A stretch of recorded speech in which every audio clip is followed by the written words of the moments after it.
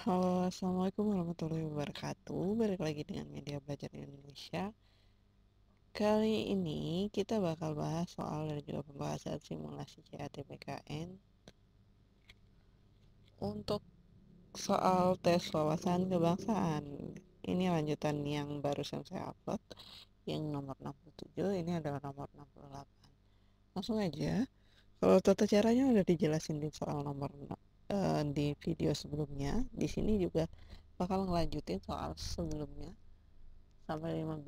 Ini ada soal nomor 16 dan seperti biasa ada pembahasan dan juga kita bakal jawab secara bersama-sama. Soal nomor 16, Undang-Undang Dasar 1945 mengandung pokok-pokok pikiran berikut kecuali A. Persatuan, B. Internasionalisme, C. Keadilan sosial, D. Ketuhanan yang Maha Esa, atau E. Kedaulatan rakyat. Undang-undang ya, undang-undang dasar. Ingat pokok pikirannya ada 4. Nah, jawabannya yang B, internasionalisme. Kenapa? Karena pokok-pokok pikiran Undang-Undang 1945 itu asalnya dari Pancasila. Pancasila adalah kalau yang pertama itu ada ketuhanan yang Maha Esa, berarti yang D. Kedua, kemanusiaan. Ketiga, persatuan. Keempat, kerakyatan. Dan 5, keadilan sosial. Jadi yang nggak ada adalah internasionalisme atau yang B. Oke. Soal nomor 17. Pemberian visa kunjungan merupakan kewenangan dari A. Presiden, B. DPR, C. Menteri Hukum dan HAM, D. Mahkamah Agung, atau E. Duta Besar. Visa kunjungan itu berdasarkan Undang-Undang Republik Indonesia Nomor 6 Tahun 2011 tentang keimigrasian, ya. Pasal 38 berbunyi, visa kunjungan diberikan kepada orang asing yang akan melakukan perjalanan ke wilayah Indonesia dalam rangka kunjungan, tugas pemerintahan, pendidikan, sosial budaya, pariwisata, bisnis, keluarga, jurnalistik, atau singgah untuk meneruskan perjalanan ke negara lain. Pasal 40-nya, 40 ayat 1 itu bunyinya, pemberian visa kunjungan dan visa tinggal terbatas merupakan kewenangan menteri. Ingat, ini hubungannya sama keimigrasian. Keimigrasian itu hubungannya imigrasi Indonesia adalah di bawah kewenangan Kementerian Hukum dan HAM. Jadi dari jawaban pilihan yang tepat itu adalah yang C, Menteri Hukum dan HAM, ya. Soal nomor 18. Berikut ini yang bukan merupakan ciri umum demokrasi Pancasila adalah ciri umum. A. Adanya rasa gotong royong. B. Selalu meliputi semangat kekeluargaan. C. Dilakukan dengan akal sehat dan sesuai dengan hati nurani. Atau D. Tidak memaksakan kehendak kepada orang lain. Atau E. Mengutamakan musyawarah mufakat. Kalau yang E termasuk ya, yang ditanya adalah yang bukan ciri umum demokrasi Pancasila.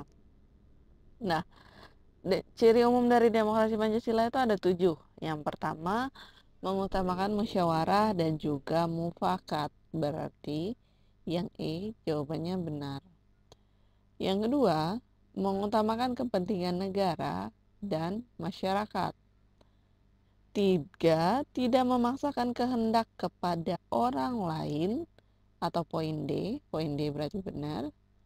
Keempat, selalu diliputi oleh semangat kekeluargaan. Poin B ini. Kelima, adanya rasa tanggung jawab dalam melaksanakan hasil keputusan musyawarah, dilakukan dengan akal sehat sesuai dengan hati nurani. Yang C. Dan yang ketujuh atau yang terakhir, keputusan dapat dipertanggungjawabkan secara moral kepada Tuhan Yang Maha Esa berdasarkan nilai-nilai kebenaran dan juga nilai-nilai keadilan. Yang ditanya di soal adalah yang bukan. Berarti yang bukan adalah yang A. adanya rasa gotong royong. Oke, nomor 19. Kuota jumlah penduduk untuk pembentukan kabupaten baru sebesar A. 4 kali rata-rata jumlah penduduk kabupaten kota di provinsi-provinsi sekitarnya. B. 4 kali rata-rata jumlah penduduk kecamatan kota-kota di provinsi yang bersangkutan dan sekitarnya. C. 5 kali rata-rata jumlah penduduk kabupaten atau kota di provinsi-provinsi sekitarnya. D. 5 kali rata-rata jumlah penduduk kecamatan seluruh kabupaten di provinsi yang bersangkutan. Atau E. 6 kali rata-rata jumlah penduduk kabupaten atau kota di provinsi sekitarnya.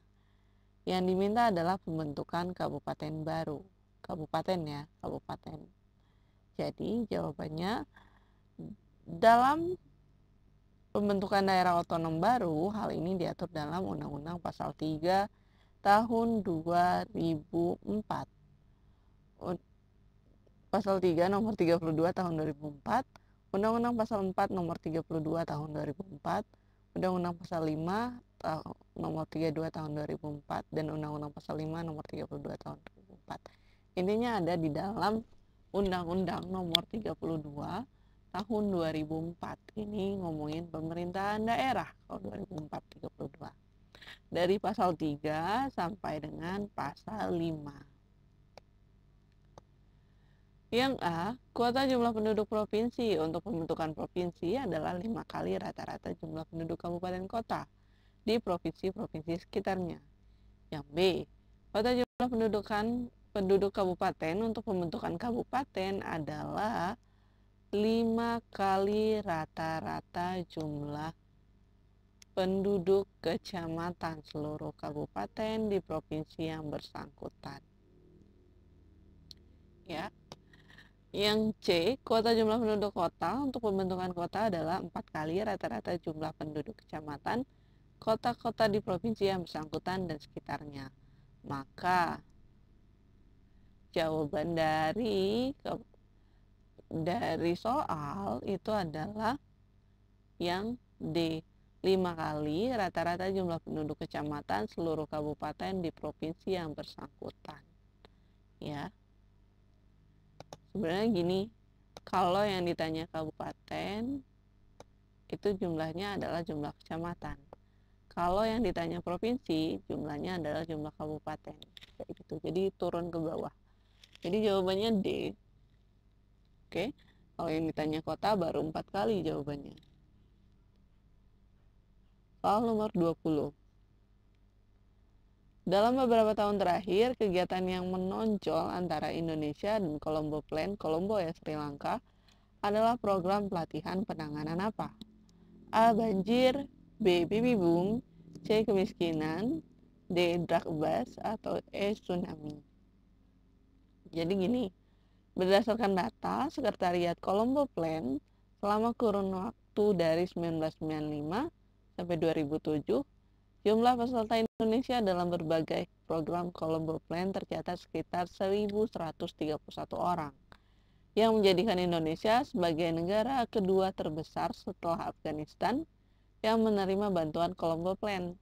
Dalam beberapa tahun terakhir, kegiatan yang menonjol antara Indonesia dan Colombo Plan adalah program pelatihan penanganan drug abuse yang dikoordinasikan oleh Badan Narkotika Nasional atau BNN, bekerja sama dengan beberapa pesantren di Indonesia di bawah organisasi masyarakat Nahdlatul Ulama atau NU.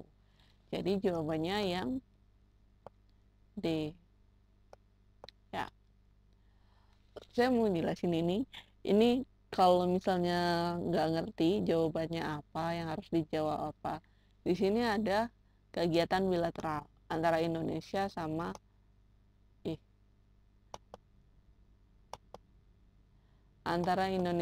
Colombo. Di sini Indonesia dan Colombo dalam Colombo Plan. Kalau banjir yang A dan tsunami yang E itu merupakan bencana alam. Bencana alam biasanya terjadi di suatu negara. Jadi banjir sama tsunami itu nggak nunjukin kerjasama antara dua negara, ya. Jadi jawabannya tuh udah pasti bukan banjir, karena ini bencana alam yang terjadi di satu negara. Yang kedua, yang B, baby boom. Bayi boom. Kelahiran bayi yang kelahiran bayi yang banyak, terlalu banyak. Nah, ini pengaruhnya terhadap negara. Kenapa kalau di negara kita diatur ya kelahiran bayi di BKKBN melalui keluarga berencana, yaitu 2 anak cukup. Tapi karena corona, baby boom itu kemungkinan bakal terjadi di tahun depan. Jadi baby boom yang lahir itu bakal jadi warga negara Indonesia karena kita nganut ius sanguinis, dan bakal namanya manusia itu ngaruhnya ke Indonesia itu sendiri. Nanti kaitannya sama pendapatan per kapita negara kita, tergolong negara maju, negara berkembang atau negara miskin, kayak gitu. Nah, kalau kemiskinan, kalau yang C itu adalah tanggung jawab suatu negara, pemerintahan suatu negara untuk kepada masyarakatnya sendiri. Jadi nggak A, B, C sama E sebenarnya itu nggak nunjukin kerjasama bilateral antara 2 negara. Yang nunjukin itu yang D, drug abuse. Drug artinya obat-obatan, abuse artinya penyalahgunaan. Penyalahgunaan obat-obatan di Indonesia itu dikenal dengan narkoba atau narkotika, kayak gitu. Jadi jawabannya tuh D. Jadi meskipun kalian nggak ngerti pembahasannya sebenarnya itu apa, kelompok plan itu apa, harus dipikir lebih lanjut, kira-kira yang kerjasama antar 2 negara di sini yang mana. Jadi jawabannya D. Oke, soal nomor 21. Menurut Undang-Undang Dasar 45, perekonomian disusun sebagai usaha bersama berdasarkan atas asas ekonomi ya. A. Kebersamaan, B. Kekeluargaan, C. Demokrasi Pancasila, D. Demokrasi ekonomi, atau E. Gotong royong. Menurut Undang-Undang 1945, perekonomian itu adalah pasal 33. Nah, di sini pasal 33 Undang-Undang 1945 mengamanatkan bahwa perekonomian itu disusun sebagai usaha bersama berdasarkan atas asas kekeluargaan. Asas kekeluargaan itu ada di B. Jadi jawabannya adalah B. Oke, soal nomor 22. Komponen utama di negara Indonesia yang siap digunakan untuk melaksanakan tugas-tugas pertahanan. Sekali lagi yang ditanya tugas pertahanan, komponen utamanya siapa? Ini soal bela negara. Kalau ada kisi-kisi baru, implementasi bela negara, nasionalisme dan integritas yang tahun 2017 belum ada, 2018 belum ada, 2019 ada. Komponen utama untuk bela negara itu siapa? A. Kepolisian Republik Indonesia, B. Resimen Mahasiswa Indonesia. Resimen ya, mahasiswa Indonesia. Kalau kalian kuliah ada resimen mahasiswa. Jadi pasti jawabannya itu bukan B, karena ini utama di negara, buat negara, bukan buat universitas. C. Tentara Nasional Indonesia, D. Birokrasi sipil, atau E. Kementerian Luar Negeri. Negara kan, pertahanan negara, bisa aja sih dari luar. Nah, di Indonesia, sistem pertahanan negara dalam menghadapi ancaman militer itu menempatkan Tentara Nasional Indonesia atau TNI sebagai komponen utama, dengan didukung oleh komponen cadangan dan juga komponen pendukung. Kita komponen pendukungnya. Sistem pertahanan negara dalam menghadapi ancaman non-militer menempatkan lembaga pemerintahan di luar bidang pertahanan sebagai unsur utama dan sesuai dengan bentuk dan sifat ancaman yang dihadapi, dengan didukung oleh unsur-unsur lain dari kekuatan bangsa atau masyarakat. Jadi jawabannya yang C. Ya. Kalau untuk pertahanan adalah TNI, polisian adalah untuk ketertiban. Oke. Pasal 30 ini. 23. Berdasarkan Undang-Undang Nomor 12 Tahun 2011, kedudukan MPR adalah A. Di bawah undang-undang. Ini bukan tanda tanya, ini strip. B di atas perda kota, C di atas undang-undang, D di atas PP, peraturan pemerintah, atau E di bawah perda provinsi. Perda tuh enggak ya, karena perda adalah yang paling rendah. Perda provinsi, selanjutnya adalah perda kota. TAP MPR itu adalah urutan yang kedua, tata urutan ya. 12 ini 12 tahun 2011 adalah tata urutan perundang-undangan. Nah, nih jenis dan hierarki itu urutan peraturan perundang-undangan itu terdiri dari atas. Yang pertama, Undang-Undang Dasar Negara Republik Indonesia 45 atau kita kenalnya dengan UUD 45. Yang kedua, TAP MPR. Yang ketiga, undang-undang. Tapi undang-undang ini / peraturan pemerintah pengganti undang-undang atau Perpu ya. Kalau ada undang-undang terus dikeluarkan Perpu, yang mengeluarkan Perpu itu adalah presiden dengan persetujuan DPR. Undang-undang tersebut bisa tidak berlaku kayak gitu. Ini yang dipermasalahkan, ini yang dituntut di tahun 2019 kemarin gitu. Tapi Perpunya nggak keluar. 4. PP, peraturan pemerintah. 5. Peraturan presiden. 6. Peraturan daerah provinsi atau perda provinsi. Dan yang paling kecil adalah yang ke-7, perda kabupaten atau perda kota. Yang ditanya adalah kedudukan TAP MPR. Jadi jawabannya di atas undang-undang karena undang-undang urutan ketiga ya. Kalau di bawah undang-undang itu adalah PP. Di atas PP adalah undang-undang atau Perpu. Jadi jawabannya yang C. Ini udah paling sering banget keluar. Soal nomor 24. Sebelum terjadinya peristiwa Rengas Dengklok, terjadi perbedaan pendapat antara kelompok pejuang senior dan kelompok pemuda, atau kita kenalnya dengan golongan tua dan golongan muda. Kelompok pejuang senior berpendapat bahwa A. Proklamasi kemerdekaan harus dilaksanakan secepat mungkin tanpa menunggu rapat PPKI yang dibentuk Jepang. Kayak ini.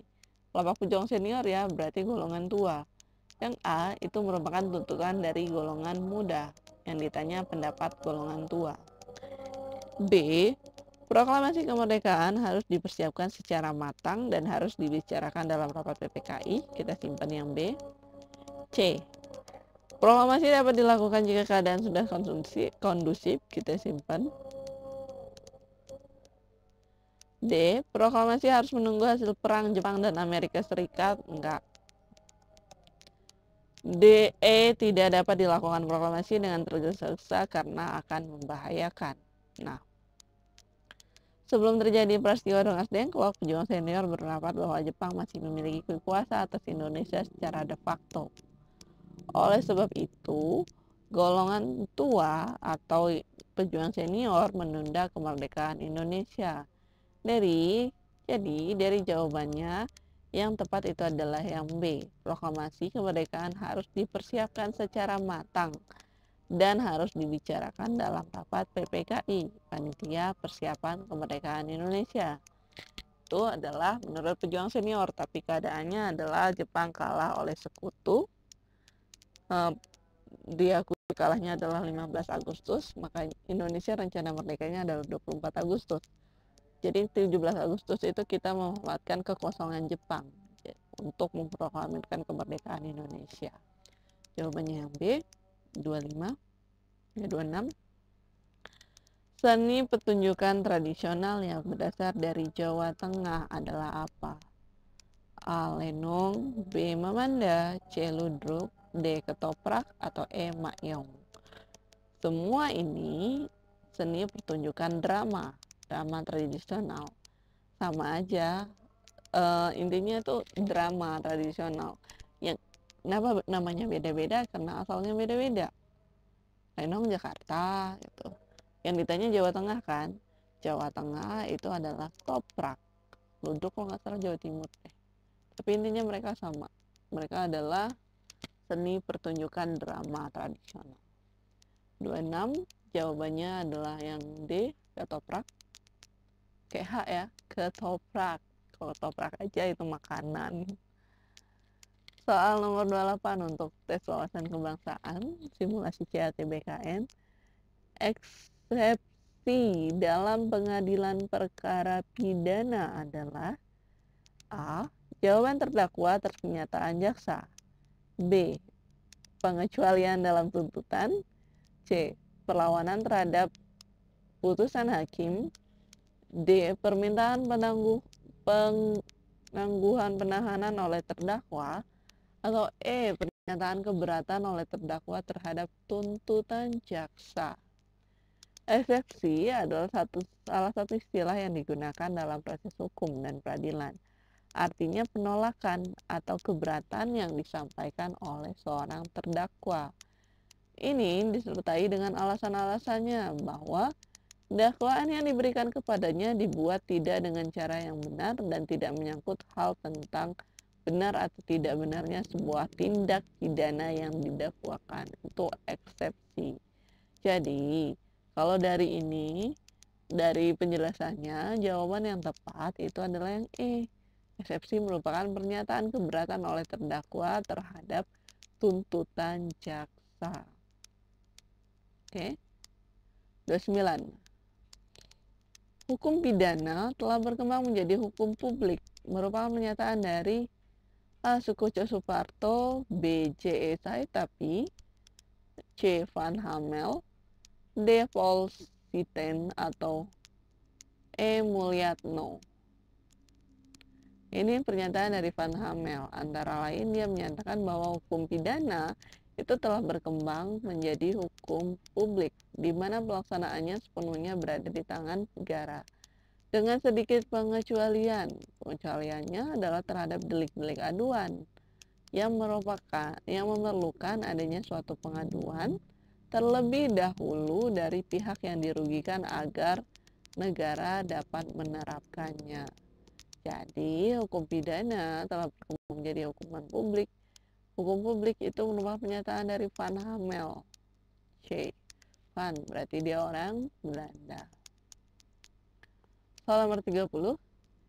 Indonesia mendukung Asia Pacific Economic Cooperation atau APEC karena APEC merupakan A. Mendukung peningkatan ekonomi negara-negara ASEAN.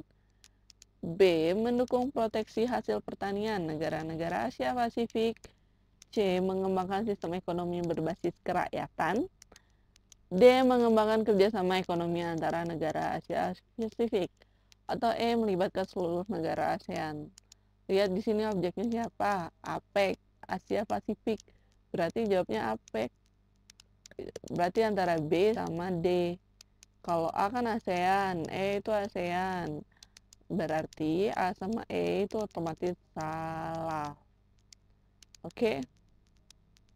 Ekonomi berbasis kerakyatan itu adalah nasional, ekonomi nasional. Nah, tujuan APEC adalah mendorong pertumbuhan ekonomi dan meningkatkan kesejahteraan di Asia Pasifik. Hal ini dilakukan dengan mendorong dan memfasilitasi perdagangan dan investasi yang lebih besar dan terbuka di kawasan, serta meningkatkan kerjasama pengembangan kapasitas ekonomi anggota.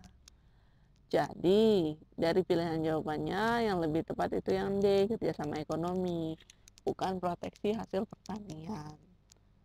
Oke, pertama kita lihat ini objeknya Asia Pasifik, Pasifiknya ekonomi cooperation. Jawabannya D. Sudah sekian, terima kasih. Semoga bermanfaat. Assalamualaikum warahmatullahi wabarakatuh. Bye.